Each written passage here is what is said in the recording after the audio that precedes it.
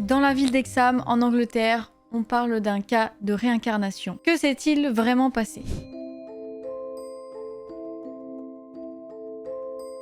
Dans la ville d'Hexham, en Angleterre, vivait la famille Pollock. John et Florence Pollock, les parents, menaient une vie tranquille avec leurs 2 filles, Joanna, 11 ans, et Jacqueline, 6 ans. Les parents tiennent une épicerie et comme ils travaillent beaucoup, les filles sont très souvent gardées par leur grand-mère, la mère de John. Leur vie semble joyeuse. Pour connaître un peu les 2 filles, dès 3 ans, Jacqueline est très aventurière et elle se cogne un peu partout. Mais particulièrement un jour, elle se cogne contre une porte et elle va avoir une cicatrice au niveau du front. Une cicatrice qui restera longtemps et qui probablement resterait peut-être à vie. Joanna, l'aînée, s'occupe bien de sa petite sœur, elle lui fait souvent des spectacles avec des jouets, elle essaye de la divertir le plus possible, c'est vraiment une superbe grande sœur. Les jumelles sont en général très proches, elles partagent une forte complicité et leur enfance est plutôt joyeuse, même si les parents sont souvent absents, elles se débrouillent et ce sont vraiment des petites filles heureuses. Et dans la famille, la spiritualité et la conviction en un monde après la mort étaient un sujet de conversation dans leur maison. C'était pas du tout tabou, c'était des sujets auxquels ils pouvaient parler assez souvent. En gros, tout allait bien pour cette famille et tout s'annonçait bien. Et tous les dimanches après la messe, elles ont droit à une sortie dans un parc avec leurs parents, le seul jour où ils ne travaillent pas. Et donc le dimanche est leur jour préféré, mais tout va basculer le 7 mai 1957,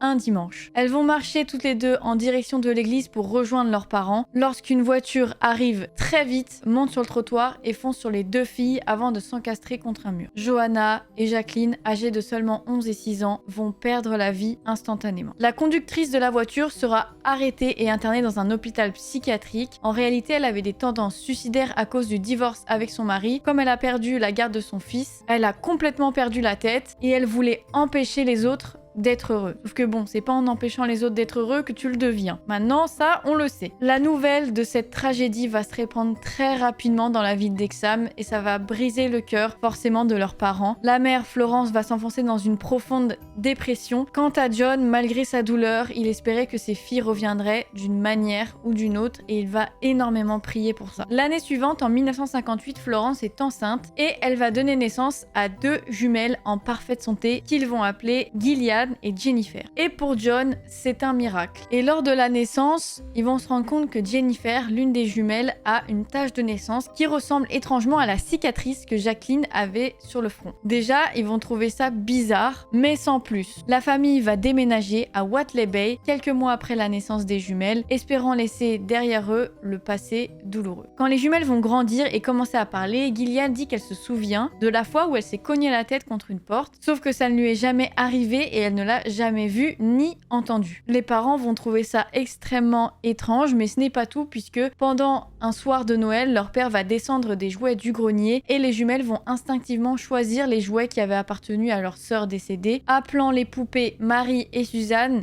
comme avait fait leur sœur. Là, les parents, ils vont de plus en plus se dire il y a beaucoup trop de similitudes. Les jumelles avaient les mêmes goûts alimentaires, les mêmes personnalités et les mêmes jeux préférés que leur sœur. Ça allait même jusqu'à adopter la même démarche alors qu'elles avaient aucun moyen de connaître tout ça. Chacune avait la personnalité d'une des sœurs. Et ce qui est encore plus étrange, c'est qu'elles ont même peur de traverser la route et elles ont peur de la voiture du voisin lorsqu'il sort de chez lui. Tout dans leur comportement fait penser aux filles. Il y en a une qui est plus protectrice avec l'autre qui est un peu plus aventurière, exactement comme leur sœur. La mère, elle va d'ailleurs être jalouse puisque elle va arrêter de travailler, mais les sœurs sont quand même plus proches de leur grand-mère plutôt que de leur mère, comme si elles la connaissaient déjà. La famille va décider de retourner à Hexham et les jumelles vont avoir une connaissance impressionnante de la ville et elles pouvaient même indiquer le chemin de l'école que leur sœur empruntait. Ils ont jamais su donner d'explication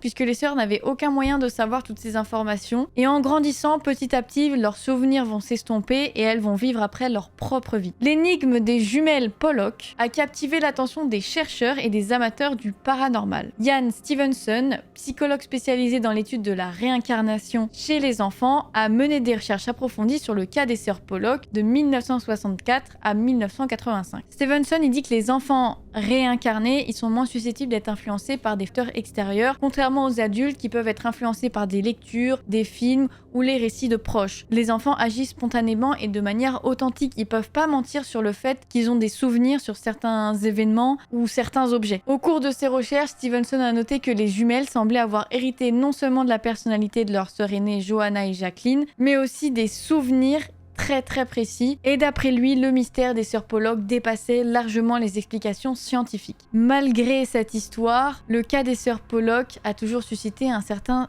scepticisme. Certains pensent que la ressemblance entre les grandes sœurs et les sœurs jumelles, ça peut simplement être de la suggestion, de la mémoire sélective ou d'autres facteurs psychologiques. Et le psychologue Stevenson a conclu que les preuves étaient trop solides pour être simplement expliquées par des coïncidences. Il y en a qui pensent que c'est des coïncidences, d'autres non. Sauf que, bien évidemment, la réincarnation, c'est une théorie et c'est presque impossible d'être prouvé. Et je pense qu'on y croit vraiment à partir du moment où c'est quelqu'un de notre famille qui le vit, ou nous-mêmes, mais sinon c'est très difficile à croire. Tendance à penser que peut-être les parents ont dit quelque chose qui a fait que ça a suggéré aux filles ça, et que du coup elles ont pensé ça, comme le fait que le père depuis le départ il croit en la réincarnation, peut-être qu'il les a auto-persuadés d'être comme ci ou d'être comme ça pour ressembler à ses sœurs, mais sans que ce soit forcément volontaire, je sais pas si vous me suivez. Tout ça pour dire que ce mystère est non résolu, même si ça va faire parler entre ceux qui y croient, ceux qui y croient pas. En tout cas, la famille, enfin en tout cas les parents ont trouvé un certain réconfort en se disant que leur fille était revenue d'une manière ou d'une autre. Voilà, j'espère en tout cas que cette vidéo vous aura plu. J'aurais préféré avoir une preuve scientifique, mais malheureusement, je n'en ai pas. Ça reste quand même mystérieux,